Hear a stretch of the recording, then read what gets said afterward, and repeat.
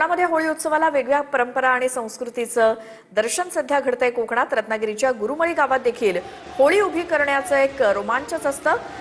70 फूट उंचीची सुरमाळाची झाडाची काही टनाची होळी उभी करण्याचा थरार खास TV9 मराठीच्या प्रेक्षकांसाठी। थेट जाऊयात, रत्नागिरीतला आमचे प्रतिनिधी मनोज लेले आपल्या सोबत जोडले गेलेत। मनोज, कोकणातल्या कोणत्या भागामध्ये तुम्ही आता आहात आणि तिकडची काय ही परंपरा?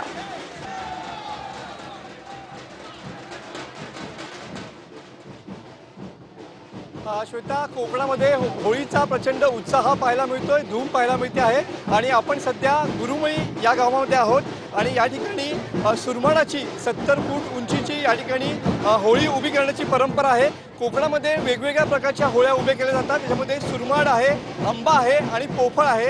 अशाच पद्धतीची ही सुरमाळाची होळी जी आहे ती 70 फुटांची ही केवळ दोरीच्या सहाय्यानं या ठिकाणी उभी केली जाते आहे आणि त्यासोबतच ढोल ताशांचा गजर आहे, पालखी या ठिकाणी देवी नवलाई पवनाईची पालखी जी आहे ती पण देखील या ठिकाणी नाचवली जाते आहे। कोकणात शिमगोत्सवाचा उत्साह जो आहे तो शिगेला पोहोचलेला पाहायला मिळतो आहे, कारण का या शिमगोत्सवामध्ये कोकणी माणूस आहे तो या ठिकाणी एक दिवस का होईना आपल्या ग्रामदेवतेच्या चरणी लीन होण्यासाठी या ठिकाणी येत असतो आणि शेकडो ग्रामस्थांच्या मदतीनं या ठिकाणी ही सुरमाळाची काही टनाची जी होळी आहे ती उभी करण्यात या ठिकाणी ग्रामस्थांना यश आलेलं पाहायला मिळतं आहे। अवघ्या काही मिनिटांमध्ये ही शेकडो टनाची जी 70 फूट उंचीची सुरमाळाची होळी जी आहे ती या ठिकाणी उभी केलेली आहे। कोकणात होळीचाच हाच एक थरार जो आहे तो अनुभवण्यासाठी कित्येक कोकणवासी जे आहेत ते कोकणामध्ये येत असतात। त्यासोबतच ग्रामदेवतेची पालखी नाचवण्याचा सुद्धा उत्साह या ठिकाणी पाहायला मिळतो आहे।